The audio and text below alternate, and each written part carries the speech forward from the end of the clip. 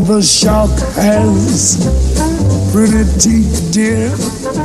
You don't think we MTN on the paint everywhere yellow, so then we paint cow and water yellow. That time myself. Now only call and text messages a day. Now we don't ready to make your life even better with our new MTN Nyafo SIM. We carry plenty better inside. This one now be better when you go they collect more small like a contribution. This one now see the heart. Just buy MTN Nyafo SIM. Load 100 naira before you open your eye. Close up 800 naira. Don't sit down. They wait for you inside your phone. I no carry water for motor. Load 100 naira and 800 naira don't be your phone. Make you take a call any network and browsers you like. The one where costs with mobile person. I say anytime when you load credit, don't open. Make you begin use WhatsApp for free without any money. So therefore, you fit to begin to send that picture to Nkechi or that video to Sandra anywhere with them day. What do you wait for? Carry waka go buy your new MTN SIM. Make you begin enjoy Nyafo. We had sleepless nights for weeks before his first tooth appeared. Then it finally came, and he never stopped smiling the whole day. When he took his first step, he went straight to the kitchen. And on his first day in school, I couldn't hold back the tears of joy. Now that he has come of age, I can't wait to see what his reaction will be when I give him his first MTN smartphone tomorrow. This season, surprise your child with an MTN smartphone for as low as 13,000 naira with a 3-month data bonus offer available at all designated MTN stores nationwide. Everywhere you go, MTN. Dissecting the major news stories daily. This is the Morning Digest with Jimi Disu.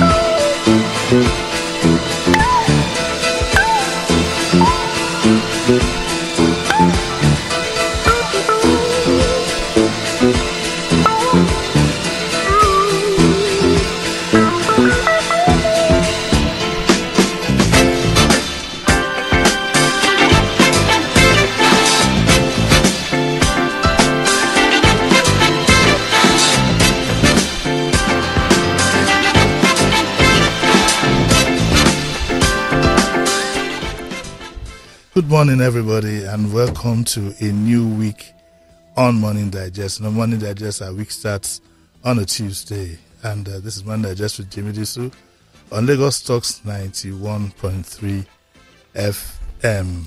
And as usual, I have a guest in the studio today, Mrs. Ayo Obe, who is a lawyer and doesn't mind being called an activist. I don't know whether she's wearing a nice red jacket, but on that jacket is a little bird on Bring Back Our Girls Now. You're welcome, Mrs. Obe. How are you? Good morning. Thank you. Good morning. But before we do that, Mrs. Obe, you know, we lost a colleague of ours, Deji Tinubu. And did you ever hear of him? Only, unfortunately, at the wrong time. At the wrong time, yes. A sports person. And he died last week. And he's going to be buried this morning. And we want to express our condolences to the family and to friends alike. But I'd like to just say a few words with the werewolf here, who had known him for quite a very, very long time. But Joseph, how are you? Joseph Faulkner, how are you? Trying so hard to smile. I know. I know. It wasn't. Someone asked me that question yesterday. I'm like, do you want me to tell you the truth or just leave me alone? Yes, yes. I was there yesterday. It was a very touching event at the service of songs. But I think Deji was well celebrated. Yeah. It was well celebrated, and he more than deserved, you know, what one saw yesterday. What do you remember about the guy? I remember him. I remember saying this time, I think on Friday last week, that the best way I can describe Deji for me would be in Yoruba, because the song about Yoruba, every Yoruba word has a very deep meaning. That is so difficult to translate to English. Mrs. Obe, you do speak Yoruba, don't you? A bit of it. A bit, yeah. Okay. And when Yorubas refer to a person as Omoluabi, the Englishman will say, oh, he's a gentleman. But, Omoluabi has a deeper meaning. He spoke well. He behaved well. He was well-mannered. He exhibited the fact that he was well brought up, and he was a nice fellow. He had his faults like every other person. One thing I used to quarrel with him about, his driving was very bad. He'd be coming, I used to do the program till 7:30. Yeah. And then I'd be going back home because there was no Lagos Talks then. Yeah. I'd be doing the program with the fisherman way back then. But whilst I'm going home, you see Deji is on the wrong lane. He's driving a Land Cruiser, the very big one, and he's coming down and I used to tell him, Deji, what's all this 007 driving all about? And he'll just laugh and kick me off. And then when I started this program, on that same program too, and occasionally I'd have to take a dig at his brother, the Jagaban. And then one day Deji just comes and says, one of these days we're going to get rid of you, jokingly. And since then, every time I see Deji, I just go up, the Tinubus want to kill me, the Tinubus want to kill you. And he say, he just go and say, if we wanted to kill you, you'd be dead. And then we laugh over it. It was Deji that got me involved in the marathon. And he insisted that I should run. But I said, Deji, I can't even run from your office to your door. But at least he got me to say that I would run, and hey, a lot of people were out there waiting to see if I would faint or something. Of course, I didn't even turn up. Imagine me in an, because he gave me, I think the t-shirt he gave me was X. And he was such a fun guy, very mischievous, but he was well behaved, and I repeat, well spoken, respectful. He usually, some people that we know that are in the position that he is, could come across as arrogant, not Deji. Deji was, he was down to earth. That's what I'm looking for. So, yeah, I remember him the last time. That was last Friday morning when you spoke to me. I was talking about his humility and all that. He's a teacher. Yeah, Deji is a teacher. He will always. And let me just tell you something. This is the only place he drives like that.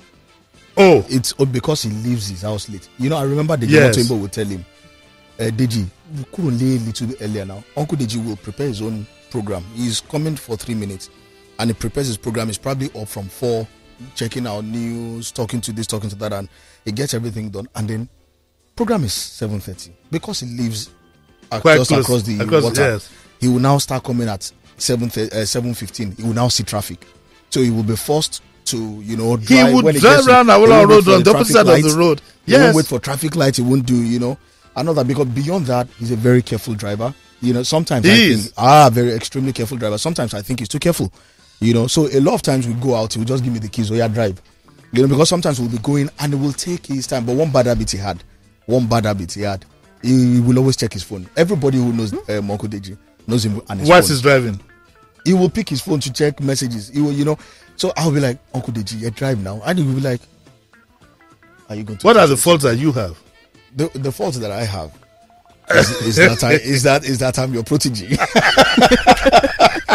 but TM, you pointed out, you touched on something, and that was what I wanted to point out. It's taught me a lesson that whoever you meet in life, you've got to be good to them. Yes. Whoever it is you meet in this life, no matter who you become, he will be in traffic, and last man will come and stop him, and he won't say, do you know who I am? The way we Lagosians do you know who I am? He will keep quiet and be smiling.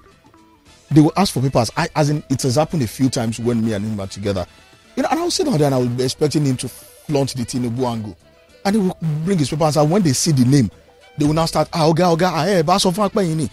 he will just smile. He will say, if he's not me, if I'm not a Tinubu, but that's why I said that he's a Nomoluabi. That's the right thing to do. And then when you are wrong, he doesn't believe in breaking down. He doesn't believe in crucifying people. He believes everybody can be better.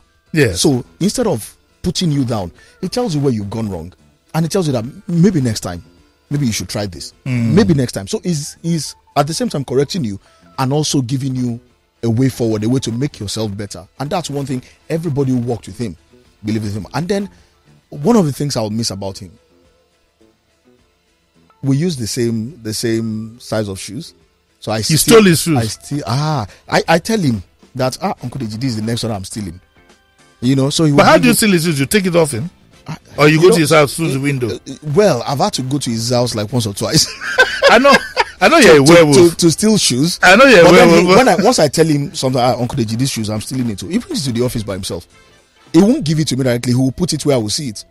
So you can thank you, Uncle Deji. You know, and he's just a fantastic. He's a fun person. He loves to have fun. Yeah, he does. You need to see him on the dance floor. He loves to have fun. He loves to party. You know, he doesn't do it enough because he's always working or playing football. But he's a man that when there is party, I remember one party we had at Sport Vision, just tiny party, and you know, it's some MDs will just probably come sit down and look at these people. He came and he was digging it. He was digging it on the dance floor, and you know, some of my friends who came out like, "Man, this your guy." I'm like, "That's Uncle Deji." That's Deji. Okay, Uncle Deji. We have to release you now because the Lion Estate starts at 9:30, and. Well, maybe he's so rest in peace. Amen. But I told people have been asking me why I refused to put up his pictures on social media and all that until last night, because he hit me last night that he's for real, you know. And I said I can't refer to Deji in the past. It still doesn't sound right. It doesn't sound right. It doesn't sound right. Okay, thank you, Uncle Jimmy. Joseph, thank you very much, and all the best. Well, we wish Deji a safe passage to the afterlife, and our condolences again to his family and friends alike. I second that. Yeah. Now down to business, Mrs. Obe. Yeah. This is Morning Digest. We'll be here till 10:30. Wow. But it's already 9:15. Let me read out our numbers because our listeners do call in, and I need to read out the numbers to them. 0809 191 3913, 0809 222 0913, 0809 234 5913. and 01236 7913, 01280 2913, and 01280 3913. I'd like to get something out of the way before we start talking about other matters, and this has to do with your purported membership of the NIM. This group set up by Agbakoba and Pato Tommy. You are not a member of the group? No, I'm not a member of the group. How did your name get into the membership list?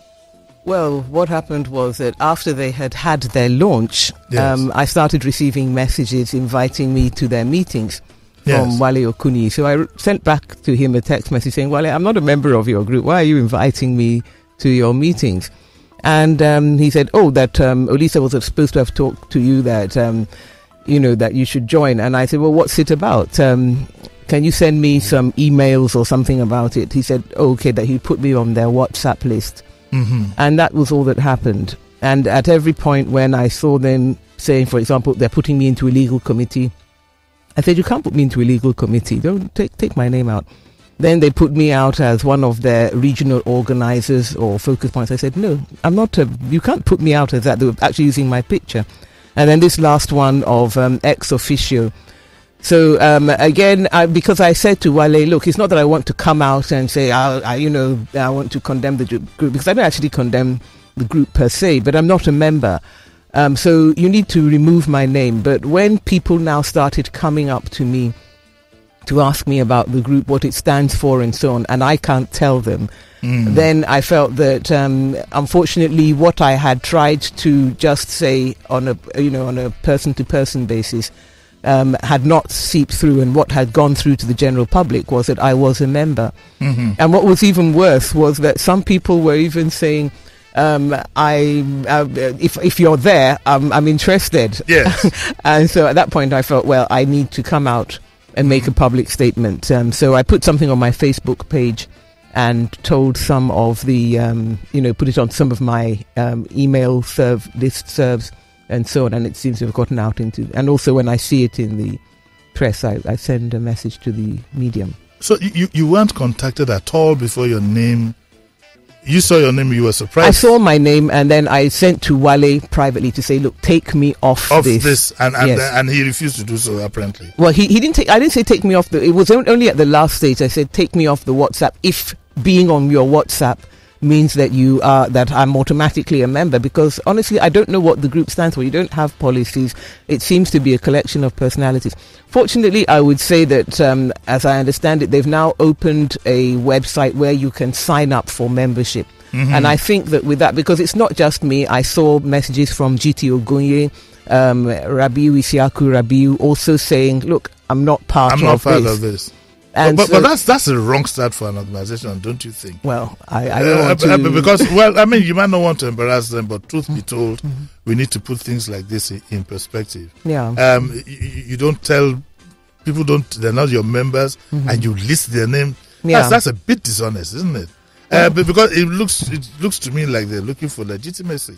Yes, but I think that this is part of the problem, I think, of Nigerian political life. There's too much emphasis on personalities and not enough on the policies. And sometimes when the policies are right, you may say that you want to support them. Now, the issue of personality comes in to the extent that you need to know, can you trust this person to actually do what they say they're going to do?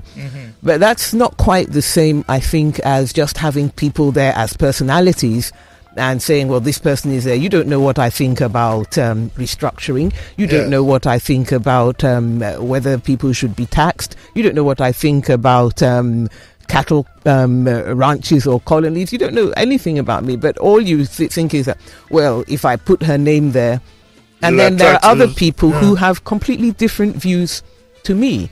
For example, if Olisa says that IPOB or Nnamdi Kanu is speaking sense, then you will know that about him. But you don't know, you can't assume that you know that about me. Do you understand? So that we have, until you actually know what the policies are.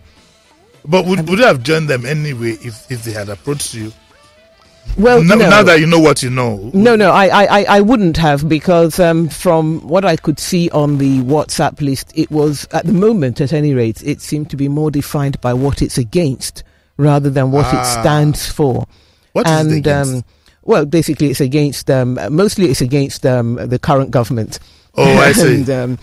And that's not enough basis to form a group, do you think? Well, for me, it's not. But I think also that if you that you have to have something that binds you together. And I also should say that although there was a constant effort to make sure that people stuck to issues and didn't attack personalities in that sense, I think that a lot of the talk, the divisive talk that has been going around in Nigeria, particularly regarding the issue of the attacks by herders, by nomadic herders. Yes. And it's been done in a very divisive kind of way. And I think that definitely there's an issue there that needs to be solved, but I think we can solve it without setting one ethnic group against another, or one religion against another, and all this and scaremongering, basically. So for me,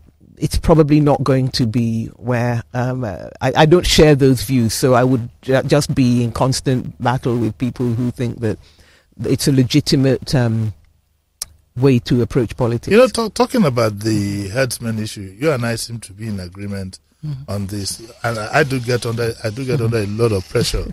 Being somebody out there in public, people expect me to throw, like what I call throw a bomb in a burning fire. And I say to them, two wrongs don't make a right. You're not going to gain anything, but because the way it's going, or the way some people want it to go, is probably going to end up in violence. And well, there's already violence. There's already violence, yes. But I mean, when I say nationwide, and I think we do need to be careful. This country is very, very fragile, very fragile, and I know that once you get knee deep into things like this, then the center won't hold, and it could go on for a lifetime.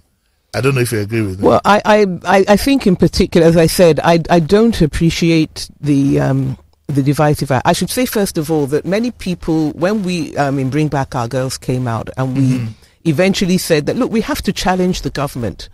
This was before, and in 2014, we have to challenge. What are you doing? And so it did become a political issue, but it was not a divisive political issue in the sense of, this ethnic group against that ethnic group. It was just a lot of Nigerians coming together and saying, government, you owe Nigerians a duty, do your duty. Not because you are this or because you are that, that's why you're not bothered. Just that whatever you are, wherever you come from, it's your duty to safeguard the lives of Nigerian citizens.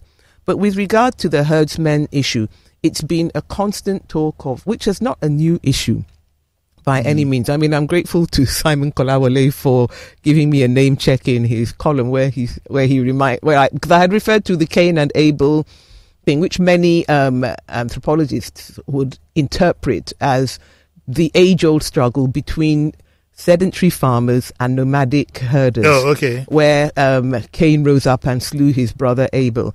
Well, in this particular manifestation, it seems to be more of Abel slaying his brother Cain. Yeah. But it's not a new thing. And although I said I'm for local purposes, but as vice chair of the International Crisis Group, when we were marking our 20th anniversary, I wrote about Lake Chad. Mm-hmm. And the dangers and, the environmental degradation and the impact that was having on the security situation, the social security, the physical security, and so on. And the fact that climate change was affecting Lake Chad, that all the recommendations for solving it had not been addressed. And as a result, we see the herders coming further south, but actually they had been already running over the northern part of the country to quite a large extent. And I think that my concern is that when you have people being driven by climate change, they are going to have to change their way of life. Yeah. So when the government suggests what they carelessly decided to label cattle colonies, with all the, the association of the word colony. But when even if one wants to say it's a ranch or a grazing reserve, that when they came up with that idea, now for the herders to adopt that, it involves a change on their part. But I don't think that it is right to say that that way of solving this difficulty and this problem, which is causing strife and tension and death, should not be addressed by the government because cattle ranching is a private business, and why should the government get involved? I mean, at the end of the day, I likened it as, in my view, to when you set up a motor park. Motor transport is mostly a private business in Nigeria. People travel on buses up and down. Some of them do maintain their own garages, but many of them use public parks. And government maintains them, and they charge a fee for it. And so when you charge the fee, you pay, and it solves the problem of people having parking all over the place. And generally, in other words, you're trying to solve something that, if not controlled, gets out of hand and causes problems. Yeah, I mean, I think what was offensive was the word colony, but I actually think there was a bit of hair splitting on the word colony, because as soon as I said colonies, I had a fair idea of what it was. It's just a congregation of ranches. Yeah. A situation where, you could say that, okay, Lagos State, somewhere on the Kurudu or whatever, you have, and like you rightly said, it could even be run by government. You could charge per cow, you could do whatever, and you do have that kind of, I think the Lagos State government has a colony of piggeries. Somewhere. Oh, really? Yeah, they have a colony of there's somewhere where they have, and people have their own piggeries all put together. Okay, I think that the problem is that, you see, it's interesting that Lagos State has that, because many people, in order to drive home the divisive religious ethnic aspect of it, say, we are going to insist on setting up piggeries in the north and so on. And I think, well, why? Why? They don't eat pork in the north. So, when I say they don't eat pork, somebody will say, no, some people do, yes. But look, you must agree on certain things. Northern Nigeria, to a large extent, is predominantly Muslim. I mean, so you don't want to do things that, and in any case, you set up a piggery for who? Well, the people where people eat pigs, you can set up piggeries, but to treat it as the pigs are not roaming the streets, or they're not nomadic pigs. I mean, they're not being herded by nomadic herders. No, I honestly think that yes, it's sad what has happened, but there's a lot of mischief going on added to what we have on ground, and that's what I said that I wouldn't want to be a part of. My lines are buzzing, so let me see if I can get one or two callers to call in and maybe ask you a few questions here and there. Also, you can tweet at Lagos Talks 913, but please tag along at Jimi Disu so I can read it on my little device here. Morning. Good morning. Morning, sir. Who's calling? My name is IK. Good morning, IK. How are you? Thank you. That your guest is Mrs. Obe. Mrs. Ayo Obe, yes. Yeah, okay. Good morning, Ma. Morning. Okay. Yeah. So that apart from the should I call it nomenclature colony, I think that particular idea, being brushed to solve this particular problem of economic contestation for economic resources like water, land, and what have you, is the most efficient approach, because the colony here means clustering, just like you have the industrial clusters.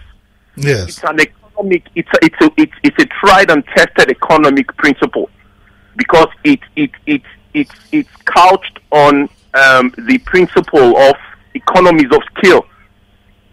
So that's so as to achieve cost effectiveness and minimization.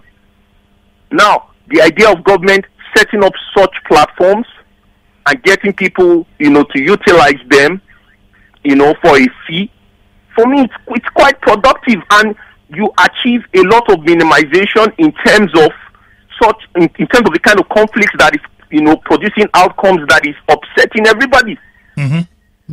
So that we should begin to remove some of these, primordial proclivities, in order to achieve sustainable, results. Well, I don't claim to be an expert in the actual business of ranching or cattle rearing or anything, but I think that what we should focus on is the solution to the problem we are facing, climate change.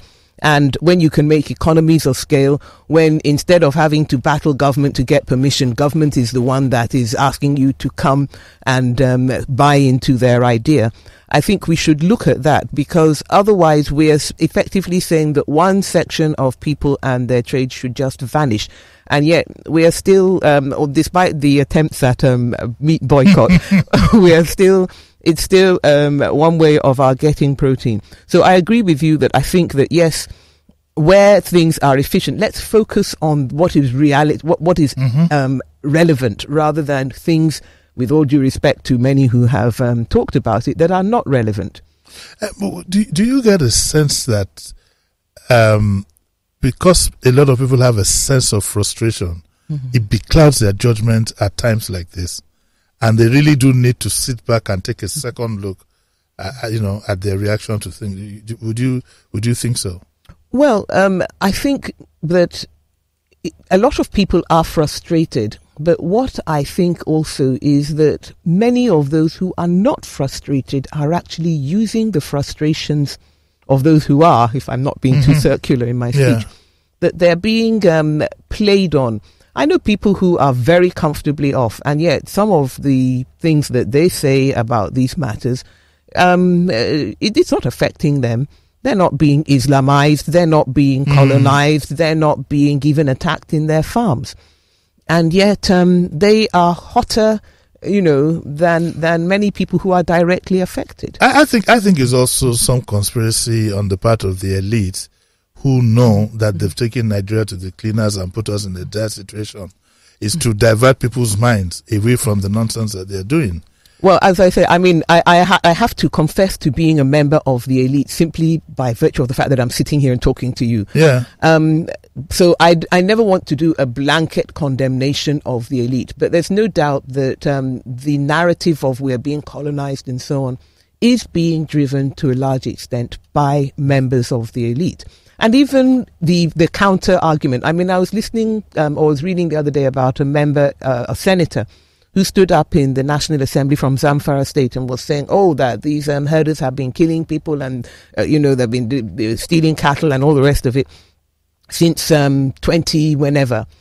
And I just thought to myself, yes, but you were representing those people who were being attacked by herders. And yet you never thought about raising the issue in the National Assembly until you wanted to say, me too, kind of thing. And but so in effect, it was actually a dereliction of your duty because, to me, when I should say that one of the things that I did was I chaired the Civil Society Panel on Police Reform. Okay. In 2013. And we did one of our public sittings in Sokoto. And people were coming and talking about this problem of being attacked by herders and being attacked in their farms, their cattle being stolen. And they talked about the poor police response, that the police did not have the equipment to chase after and follow up. And I think that if you are an elected representative of people in a state like Zamfara, where a lot of this was going on, you would be, when the Inspector General of Police comes with his budget, or the police minister comes with the budget for the police, you'll be asking, have you got helicopters to cover the area in my state? Or is it just helicopters to ferry VIPs from the airport? No, but because this is actually where the rubber hits the road. That instead of people dealing with issues that affect their constituents, they go there to Abuja to, engage in these primordial wars that our section hasn't got enough, this section hasn't. But it's not about our section hasn't got enough and therefore we don't have helicopters to deal with the issue of cattle stealing or whatever vehicles we need to chase after them. Instead, it's and that section has got more kind of. Yeah. So so that I think that when people stand up and say they want to be elected representatives, they need to understand that I'm not just there to represent myself and a section. I'm there to actually deal with the problems of my people. And dealing with the problems of my people is not just I give them money when they need to pay school fees or when they need medicine, doling out charity as if I'm the big father. Sewing machines and things. Rather, like that. I need to actually get government working so that it works for them. But I think that we have too many elected representatives who don't see it in that way. No, they don't see it that way. As soon as they win one election, they're thinking of the next. And the resources to... We're going to take a short commercial break because I do pay a bit of bills here. So we're going to take a commercial break. And when we come back, I'll continue my discussion with Mrs. Ayo Obe on this and a few other topics that have cropped up today. We'll be right back.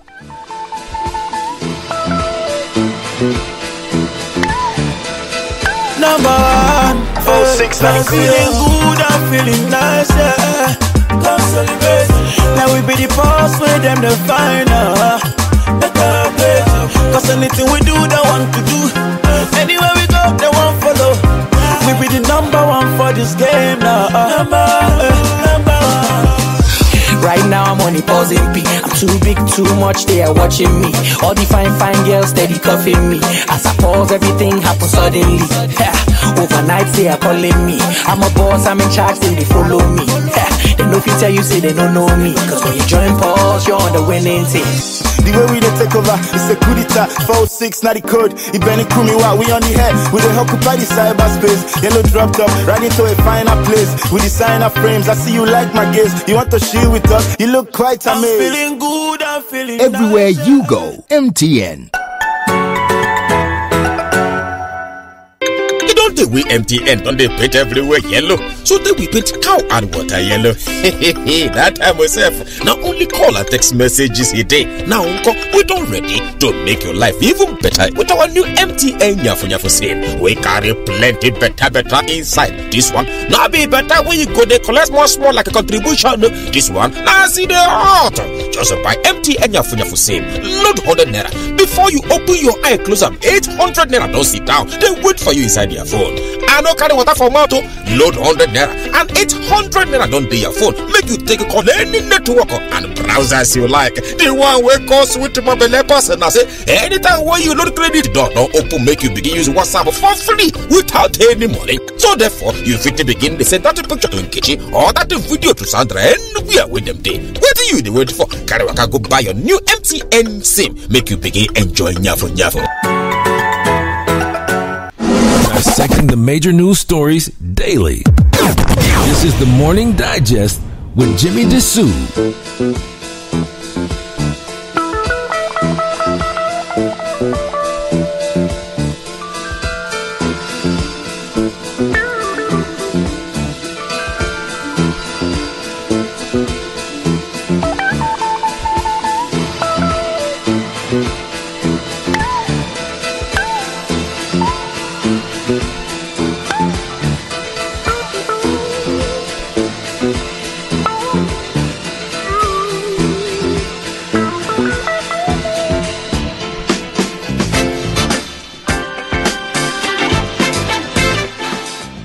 Welcome back to Morning Digest with Jimi Disu on Lagos Talks 91.3 FM, and I have with me Mrs. Ayo Obe.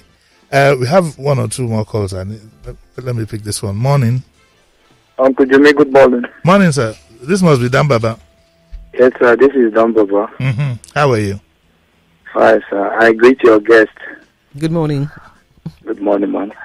Uncle Jimmy, I don't know, Deji Tinubu will be buried today, right? Yes, about now. Yeah, Uncle Jimmy, honestly speaking, since the announcement of the man's death, I've been listening to a lot of sports shows, not just on your station, but other stations that I cannot mention them now.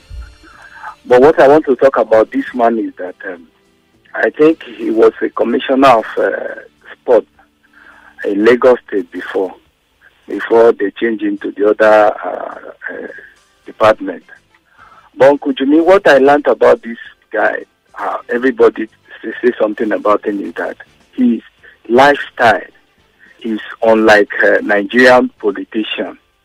And what I learned again is that the way they say that he used to correct people.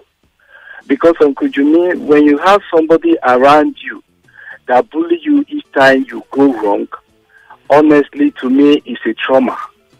But that alone that this guy has been doing, I've learned great lesson. And since then, I've never heard anything bad about him. Due to his family background that, is made up of politicians, his lifestyle inspired me, and I urge other politicians and other Nigeria who are gotten to various positions that is higher than others should try and emulate this guy's lifestyle. Because it's not about your position, it's about who you are. When you talk about, on your sister station, you spoke about what going play out between the DG of Custom also and the Senate. To me, it doesn't make sense. Look at the way they display their lifestyle, their personal issue, they take it to government work. It's not good. I think we should emulate this guy. I've learned from him. It's left for you and other people to learn something from this guy. I mean, his gentle soul rest in peace. Thank you very much. Right. There's an issue here in the papers, Mrs. Obe, which I'd like to have your comment on. Now, let me read. This is from the Punch. And it says, political parties too many may cause problems in 2019. That's INEC. Okay, and while delivering a keynote address, the chief technical advisor to the INEC chairman, Professor Walade Enyila, said that over 100 political associations are seeking registration as we speak. Over 100. And that so far, 68 political parties have been registered, which means that at every election, you're going to have 68 parties listed. And, and he said that as of today, there are more. I've read that. And it says that this raises a number of questions which he would want the retreats he was addressing to. And he said jokingly that I think perhaps one of the largest ballots I've seen is that of Afghanistan, where the ballot paper is nearly the size of a prayer mat because of the number of parties listed. Now, this is what I said this morning. I believe that we lost it when we lost that after the June 12 elections with those two parties. Because Nigeria is a peculiar country, and we can't, we can't compare ourselves to other countries. We have our own idiosyncrasies and so on and so forth, and therefore, I believe that if we maintain those two parties, then maybe we'll be in a better position. Also, yesterday I heard a gentleman say on television that is a member of the PDP that Obasanjo's condemnation of the two parties, the APC and the PDP, and that we should form a third movement. He believed that, look, we should let democracy thrive and let's build institutions and let's build the parties rather than every time there's a crisis, we keep running to form another party. And that in any case, if you do form another party, half of each of those other parties are going to end up there. And so, but I'd like to know what you feel about this. Are you comfortable with 68 plus another 100, 168 parties? Well, we don't know whether they will all meet the registration qualifications. But I would advise INEC to go to Indonesia. After we had our own election, I was part of the Jimmy Carter Foundation international observation mission to the elections in Indonesia. And there, the ballot paper looked like a sheet of postage stamps. They didn't do it lengthwise. They each one had a square, and they put the party symbol in that square. And then it was for the voter they used a nail to punch a hole in the symbol of the party that they were voting for. So if we're talking about the logistics of it, there are ways of solving the logistic issue of having several parties. And if it has to look like a prayer mat, if the people of Afghanistan can manage it, for heaven's sake, I think the people of Nigeria can handle that. Our indices, but it does present a problem for our people in the rural areas. I dare say Afghanistan too has more people in the rural areas than we have, and that's why I said that if they can handle it in Afghanistan, I think that Nigerians are up to the task. But on the issue of whether there should be political consolidation or whatever there should be, I just wonder. Definitely when we had the two parties, it was the first time that the progressive side of Nigerian politics had all united. Yes. And once they united, they got the majority. The situation we're in now is the first time that, and I know that people will say that, what's progressive about them? But in at least in presentation and pretense, whatever, they claim to be a progressive party. But it's the first time since then that they've been able to to have a coalition that formed a majority, whereas the more conservative forces have always been able to form a majority and stick together until now. So I think that there was the situation that was happening again. I mean, in 1983, when you had the conservative forces, they were certainly very much in the progressive forces were divided amongst the people like UPN, MPP, and all the rest of them, GNPP, and so on. And whereas the NPN remained as one, and they won their majority. Now, in the case of 1983, the progressive realized their mistake and tried to come together. But by then, of course, the NPN had captured so many of the levers of power that they were able to organize just what they called a moonslide, but was just massive election rigging, so that they came through and drove all the non-NPN parties out of it. I was involved in some of the litigation at that time. So I think that it's either going to happen organically or it's going to happen by force. Now, when Babangida did it by force, as I said, that was the first time the progressive side had or what he called a little bit to the left, that they had the majority, because they all had to be in the same party. But at every stage we've seen since then, the tendency is that because of the extent to which things are personality driven, everybody wants to have their own party so that they can be, the big fish in a small pond. And it's up to Nigerian voters. It helps the party in power when this splintering or balkanization occurs. And that's why they do sometimes get involved in forming these parties. So they can split their positions down. The opposition is easily being split.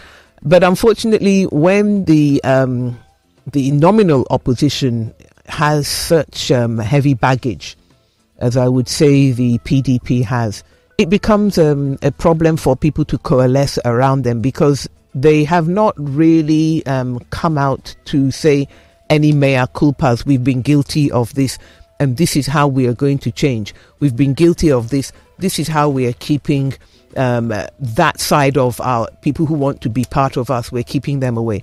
They're not doing that. And I think that, yes, you can say that. I mean, I always laugh when I see these mass migrations to one party or the other, because it just shows to me that there's no content in the thing. But nonetheless, when a party starts off, it starts off with an ideology and a focus, and people who come to join it, they may be able to divert or change it, but in theory, they come in and they buy into that focus. So that's why I would say that despite all the people who rushed to join it, you would still say that APC is supposed to be the progressive party. Now, other parties are coming up, others are coming up.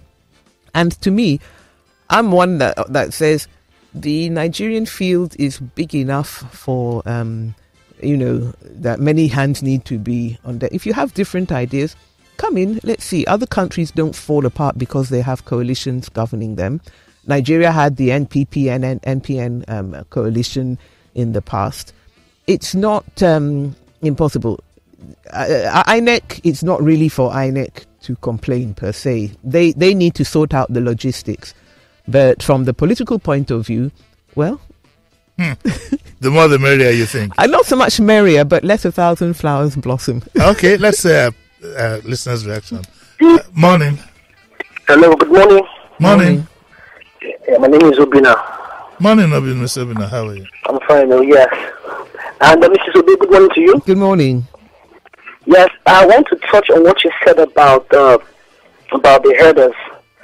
Actually, we are missing the point, but you nailed it right on the head, which is what? Climate change.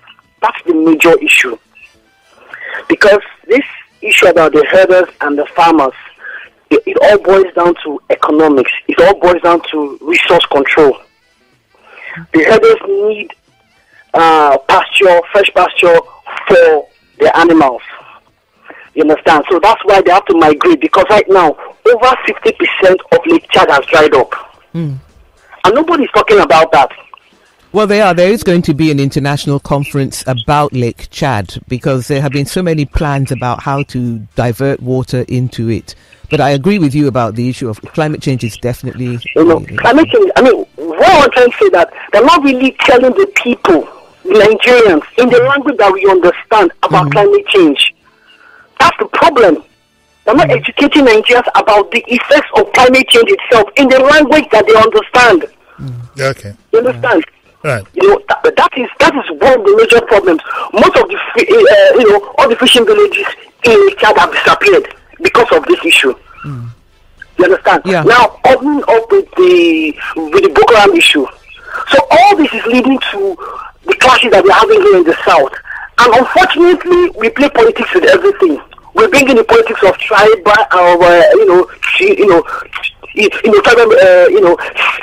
sentiments, and all these religious sentiments, bringing it in because our elites want to play politics with it in order to face the real issue.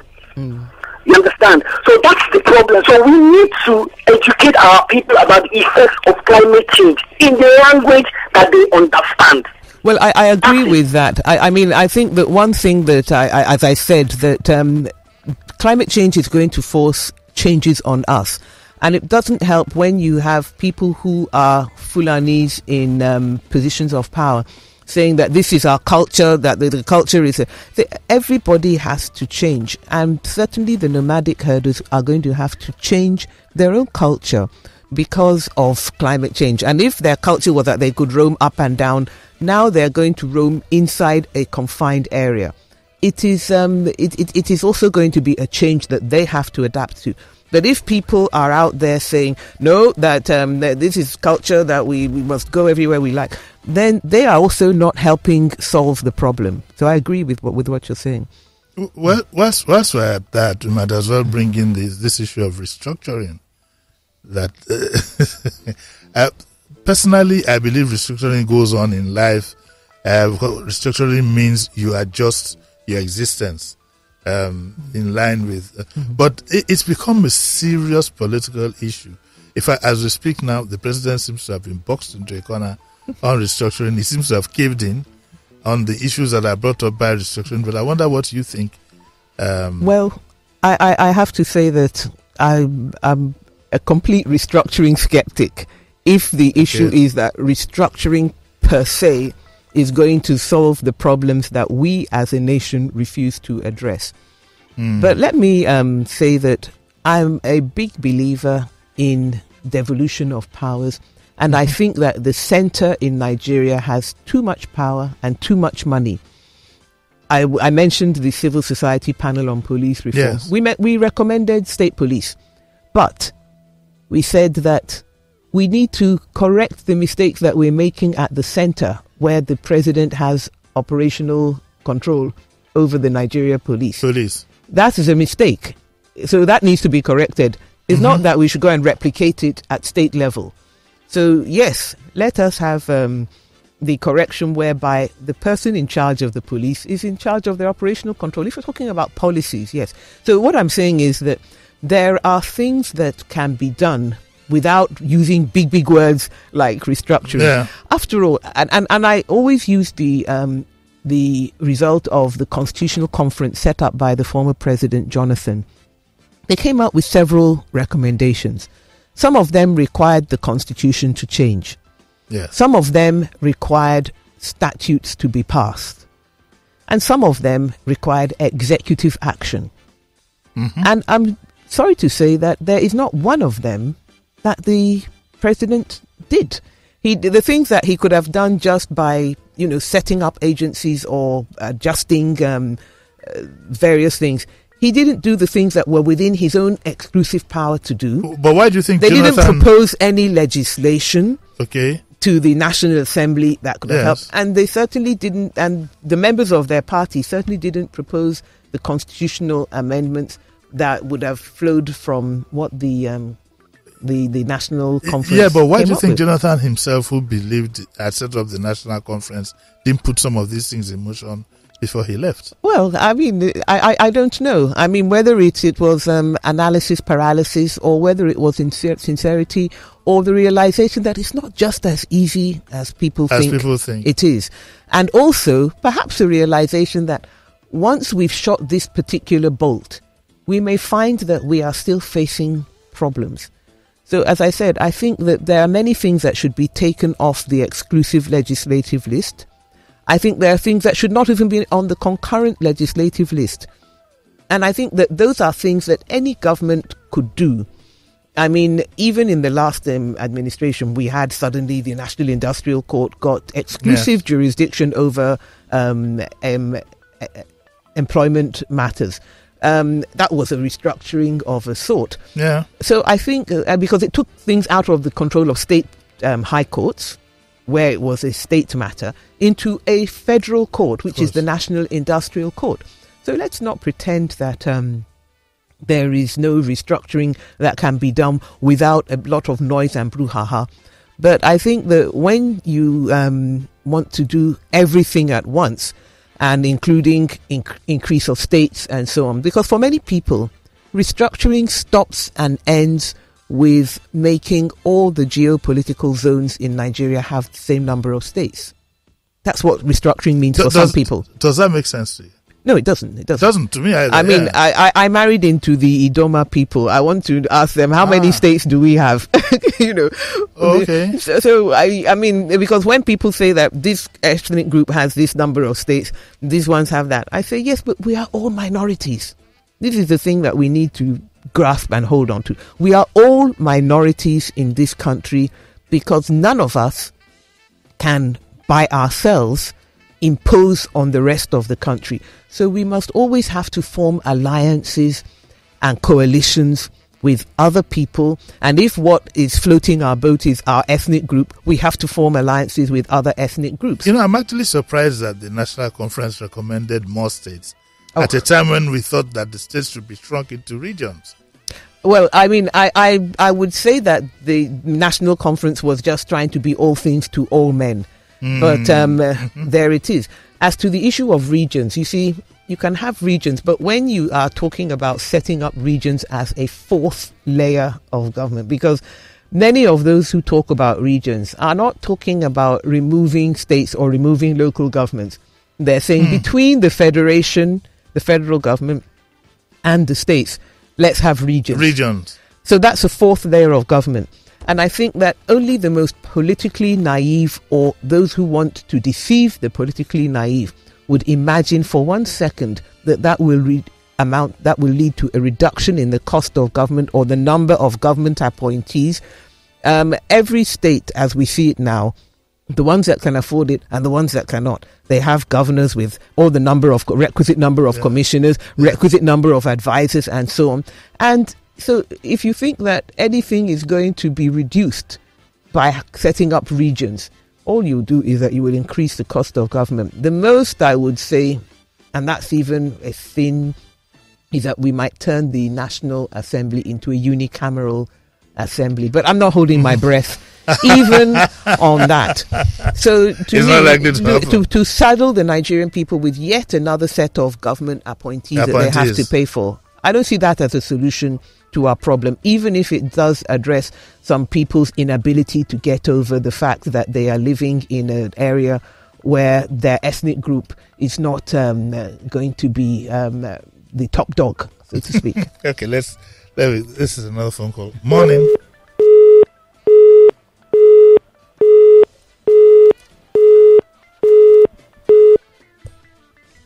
Morning. Morning. Morning. Hello, good morning. Morning, sir. Good morning, Uncle Jade. Morning, sir. Morning, Mr. Kwame. How are you doing? I'm fine. Thank you. I want to thank your guest so much because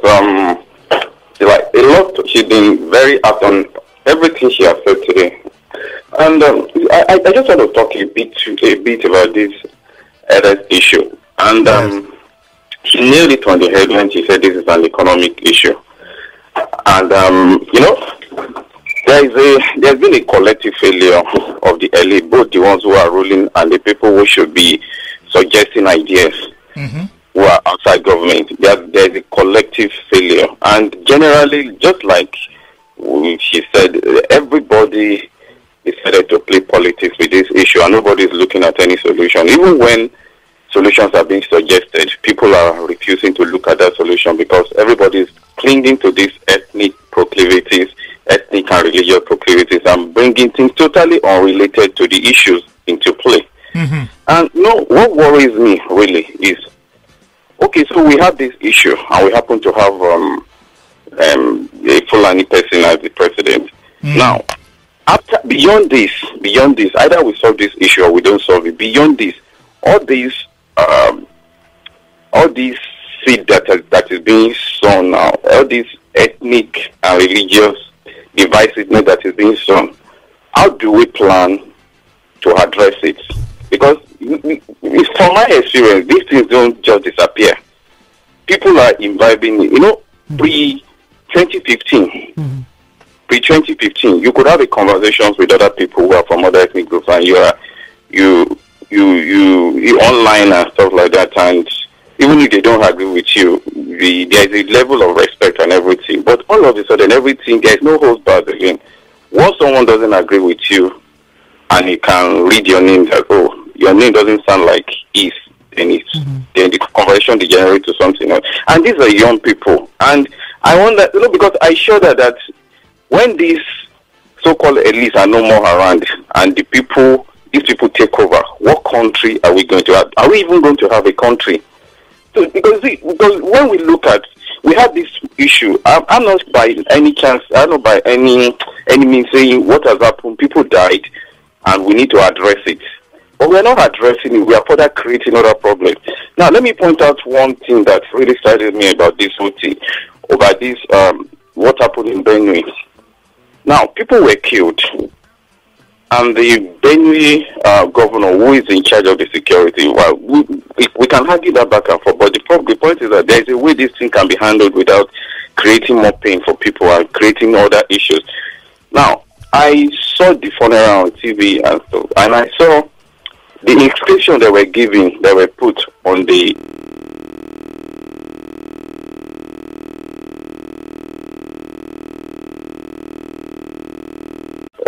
casket is victims of Fulani genocide. Mm-hmm. When you read that, no, we are trying to solve a problem. Yes. And you are creating, because now what you are sowing is a seed of hatred. Victim of Fulani genocide. You can go and look at the pictures again. I saw it live on TV and I was wondering that what is going on here. Because if we are going to address this problem, we need to be circumspect. Because after 2019, whoever becomes the next, how does it plan to address this problem? Nobody's talking about it. Because this is a problem we are creating. We are sowing very bitter seed of hatred.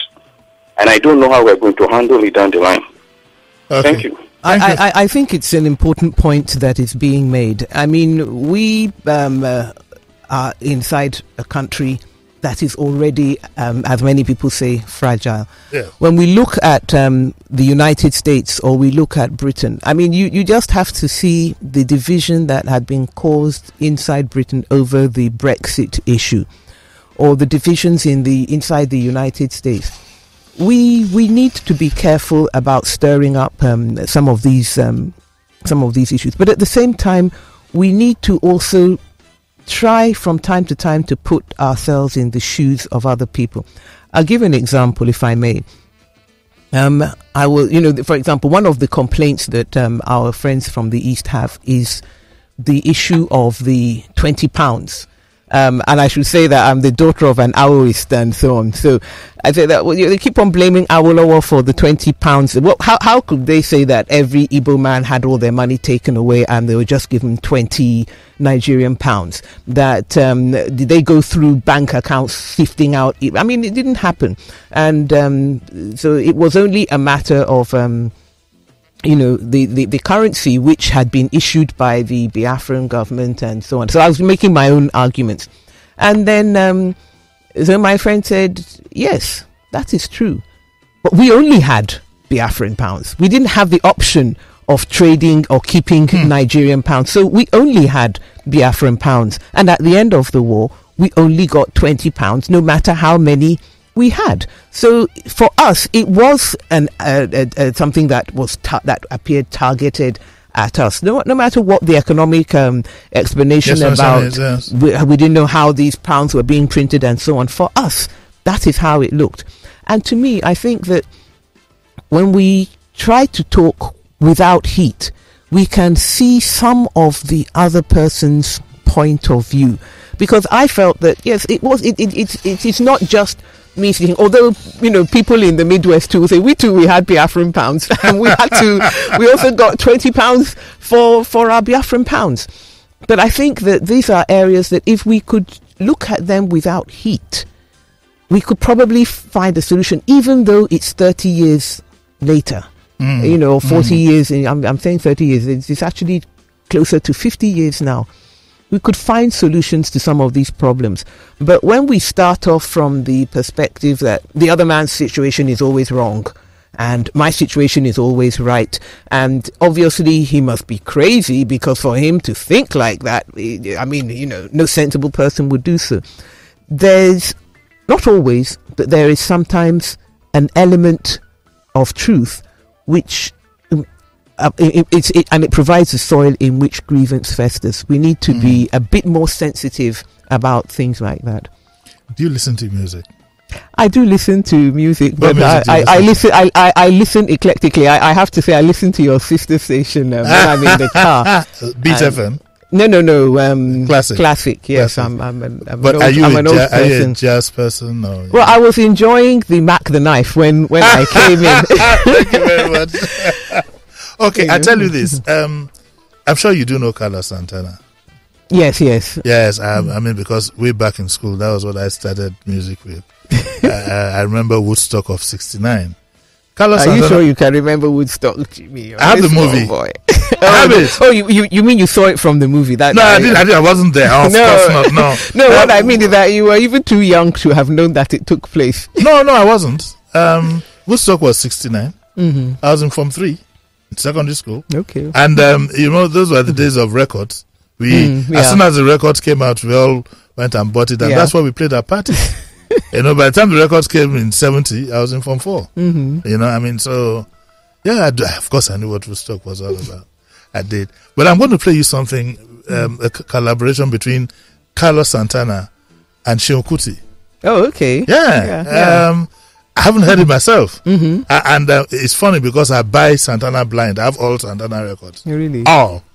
Mm-hmm. Oh, no, way back then, we grew up in the make love, not war era, and peace and had peace jacket, and love is the message. Peace and love is the message, and so I'm going to play that for you. Thank you. No, we won't dance, don't worry. So sit right here.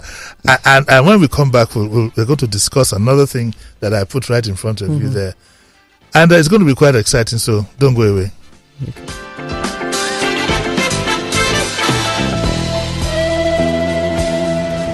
Lagos parties. Lagos relaxes. Lagos talks. Yes, you rather go back to military again. On 91.3. Dissecting the major news stories daily. This is the Morning Digest with Jimi Disu.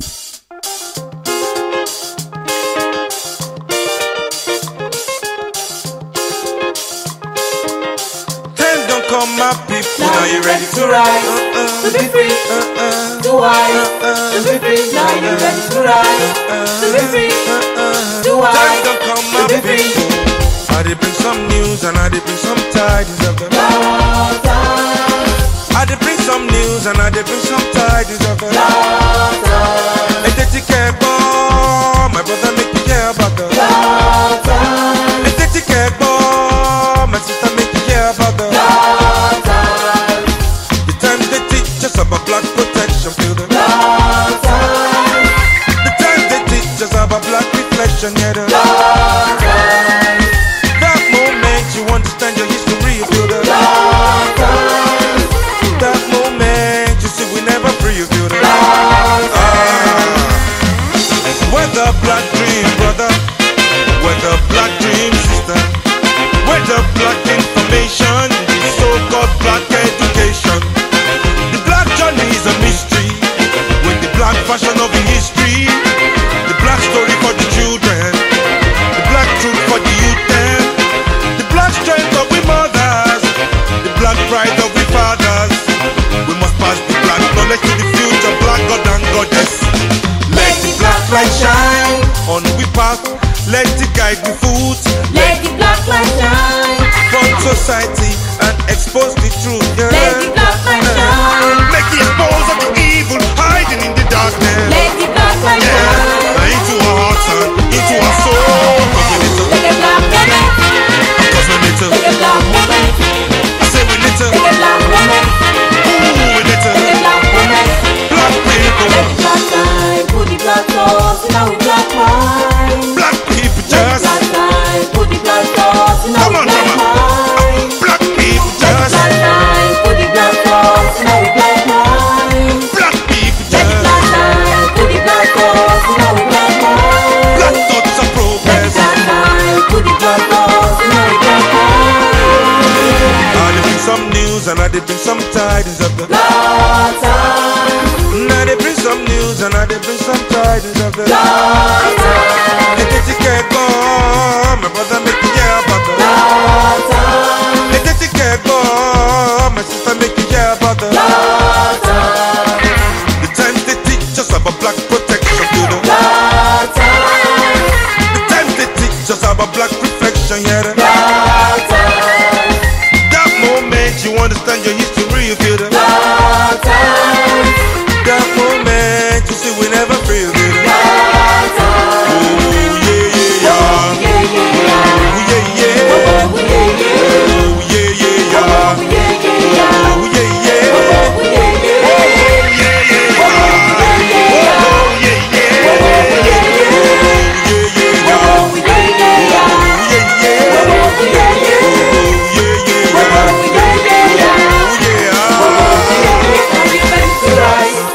be free, to rise, to be free. Now you ready to rise, to be free, to rise, to be free. Now you ready to rise, to be free. Dissecting the major news stories daily. This is the Morning Digest with Jimi Disu.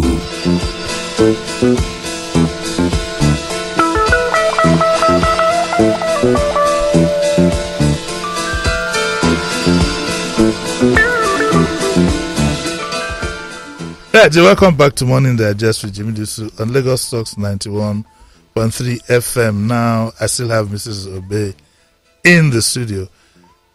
There's a very interesting thing that happened yesterday. The Senate committee that oversees the customs visited the customs headquarters. The Senate committee was led by the one and only Dino Melaye, Senator Dino Melaye. Okay. When they got to the premises, the customs boss wasn't downstairs to meet them, the Colonel Ali. And some other officers were there. They took them to a conference room. And then the customs boss went to meet them. And Dino and his committee members were very angry that, by protocol, they would have thought that the customs DG would have met them at the reception and ushered them in, which I also believe should have happened. And so Dino, they were not happy. The gentleman didn't even see them off. Virtually, he left them in the premises and went out. Now, my reaction this morning was that this was. Let me read you some of the things that happened there. It says, Melaya says, "Excuse me, Mr. Controller General, rather than meeting us here at the conference room by way of courtesy, you're supposed to have met us at the ground floor on arrival into the premises." And Colonel Ali says, "I don't need to come downstairs to receive you, just as nobody in the Senate or House of Reps has ever come out to receive us anytime we go to the National Assembly." But he forgot that he's usually summoned to the National Assembly. But we'll leave that as it is. But my first reaction, which I still believe is right, is that what Colonel Ali did was absolutely wrong. And protocol, I think, demands that he should have met them. This is the Senate committee, irrespective of who the person is. Okay? And that we should have met them at the reception and ushered them in. That was my reaction. But also, that when we're in public office, either the Senate committee people, the senators, or himself, we should always try to be as responsible as possible, so that the respect that is supposed to be accorded the position we occupy is not tainted by our behavior. Now, but that again, then I got a call from a friend of mine who alerted me to the fact that, look, the Senate committees over time are known, to be constantly making oversight. I know that.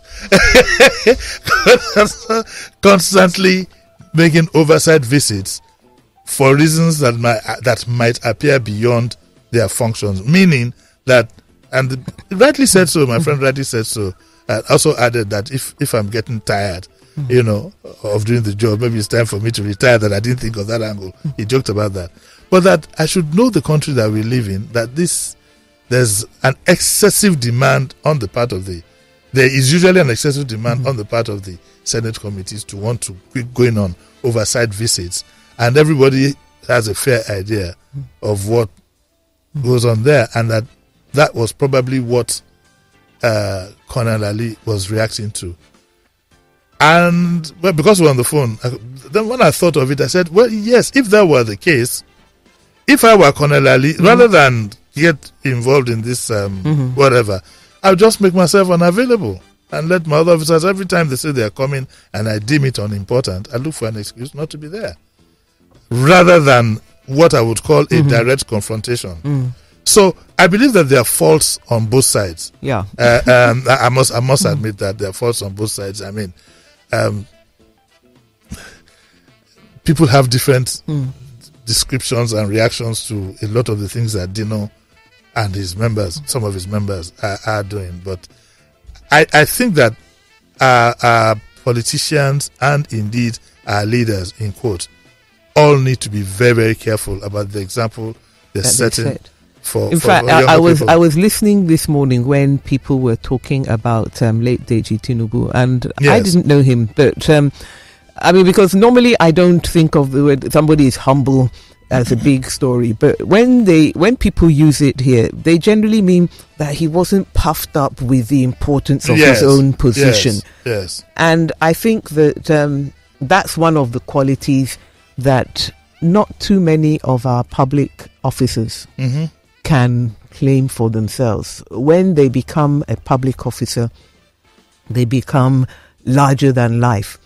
And I think here it's a question of two egos, because even if they had come for other reasons, all that the Controller General of Customs needed to do was to go there and not respond to those other reasons. Other reasons, yes. That's all. And eventually the message would sink through that, well, we better ask you some proper questions then. Yeah, I better not come back next time. Yes. And, because to me, an oversight visit, and all you're doing is that you're just going to the office and sitting in a room and being spoken to, that is not really oversight per se. What were the questions that you went there to, what were the issues that you went there to find out about? Did you find out about them? And if you did, focus on the issue. As for Colonel Ali, we've already seen the way he behaved over the issue of uniform, that he thinks he's better than everybody else. Well, and that he's even better than the people whom he's supposed to be the leader of. So that's his own issue that he has to work out. And so far, the government has not found it fit to tell him that you need to encourage and improve the morale of your people. But if one is going to be, how do I put it? If you're not going to greet people as they come to your premises because they didn't greet you, well, then it means that you're seeing yourself as being an equal with the elected representatives of the Nigerian people. And I'm sorry. I still maintain that I think Colonel Ali is unduly arrogant. Yes, that is clearly the case, because he should have gone down to meet them, because they were not there as Dino Melayo. They were there as representatives of the Nigerian people. Yes, I have said that too many of our senators are not actually addressing specific issues of concern. For example, when they were suddenly asking people for your customs papers for the telephone in your hand and all that kind of rubbish. Those are areas where I expect the National Assembly to be up and doing and to speak on behalf of their constituents. But the fact that Colonel Ali perceived that they were not, and therefore he could disrespect them. On the contrary, if he had done the right thing, he would be forcing them to actually do their job. Do you want to see how much we have collected? Do you want to see the areas in which we are making improvements? Do you want to see how we are automating the system of customs collection? Do you want to see how we are taking out the element of discretion which leads to, and so on and so forth? He could have shown them. My friend put up an argument that that we must also remember that Colonel Ali is putting up a sterling performance, and my reaction is, apart from the performance, what legacy is he going to leave behind? Okay, you make all the money, but what legacy and level of discipline are you going to leave behind when you do leave? I believe in conformity, and I don't care whatever success anybody has had if he hasn't conformed. Yeah. Because that negates everything. It's not all just about money. And it's also not just about, I mean, I one of my favorite stories, if I may delve into the Bible, is that story of Naaman, who, arrived. We're another Cain and Abel here. No. but Naaman, he got there and he stood outside and he said, I'm here. And Elijah said, Naaman said, Elisha said, go and dip yourself in the river Jordan 7 times. And, didn't even come out. And Naaman was, hold me, don't we have rivers in my place, and so on and so forth. And then his servant said to him, my master, if he had asked you to do a big thing, would you not have done it? This small thing now. Small thing. If it do now. So to me, when they say she stoops to conquer, this small thing put on a uniform, come down and meet him. Is it such a big deal? No, it doesn't diminish you. It doesn't diminish you at all. It just shows that you're focused on the issue that you are there to do. Exactly. You deal with the thing that you are supposed to do. Don't say that you are too big to do anything. When people are going for election, they're not too big to wear the cloth of the people that they are going to ask for their votes. And so on and so forth, yes. So let us not... and to me, it only diminishes you if normally you don't ever get seen in anything that is not those people's clothes. If you're never seen in, so to me, if you want to, I'm always a big believer in focus on what is relevant and ignore what is irrelevant. I think for him, is a carryover from the military days. Yes, but he wouldn't want to have anything to do with the bloody civilian. But he has come into a civilian job. Yeah. So that is But the question to ask is, how come the government couldn't insist? But that's part of the failure of the Buhari. When it comes to dress codes, this government falls apart. The minister with the funny hat. Which minister with the funny hat? The comrade. You don't the comrade. No, but you see, I think that we in Nigeria, with all due respect, we pay, and I'm speaking as somebody who, in my daily life, I have to clap under the whole paraphernalia of horsehair wigs in order to do my job as a lawyer. Yes. So I know about dress codes and so on, and we lawyers, we have our dress code. But I think that for me, our elected representatives, you see them, they're busy, bringing the sleeve of the agbada, three-piece suit and so on and so forth. Everybody is dressed up as if they're going to a birthday party or a wedding.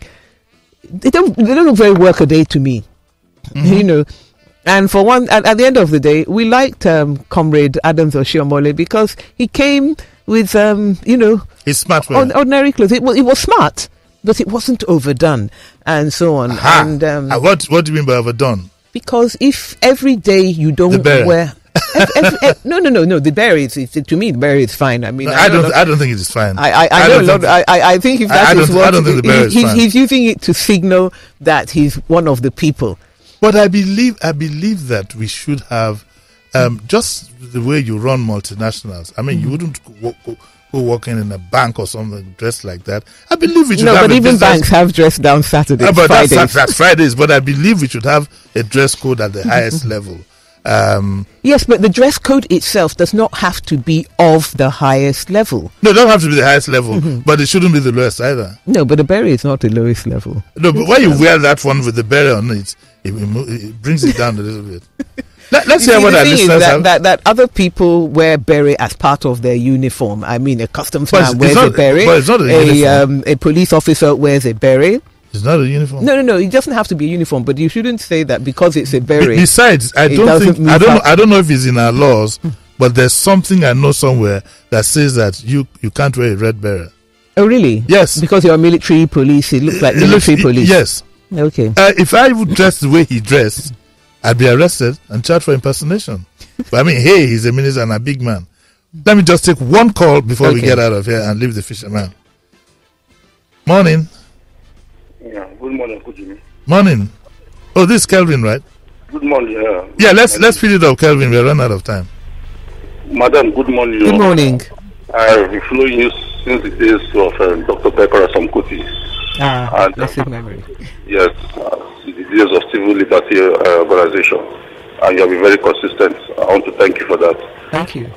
I am not surprised about the drama between the Senate committee with the custom boss. Everybody knows there's a code war between them since the days of the uniform and non-uniform. But my worry is that in this part of the world, we like power show. And we have leaders that lack humility.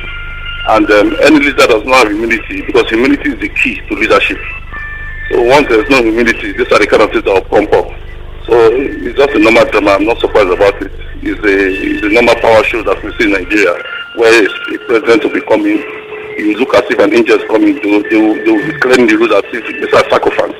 If you're holding chair for the president or for somebody will be talking talking, somebody will be talking, you will stand at his back. I don't know what you're standing there for. You know, you want to address the president, you see one chief of staff holding the chair. All these things are sacrifices. They are not helping matters. These are military mentalities, and we have to do it if we must make progress. Before I round up, please, the local committee student is not listening to me at all. The water in Shita roundabout is the smell is offensive and it's a disgrace that we just have a local government, and I'll be complaining about this thing for the past 2 weeks.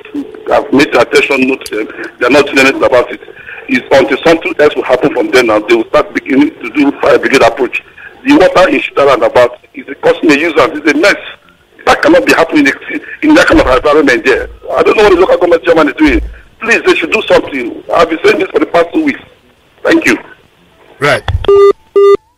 And that's why we call it a day today. It's been nice having you, Mrs. Obe. It's been quite exciting. Thank you. We should do it again. We should do it again. Yes, we'll do it again. I'll invite you one more time. Thank you very much. I enjoyed myself. And Fisherman, thank you very much. And to everybody out there, go out and have a happy and peaceful day. This time tomorrow, God willing, I'll be with you. Bye-bye.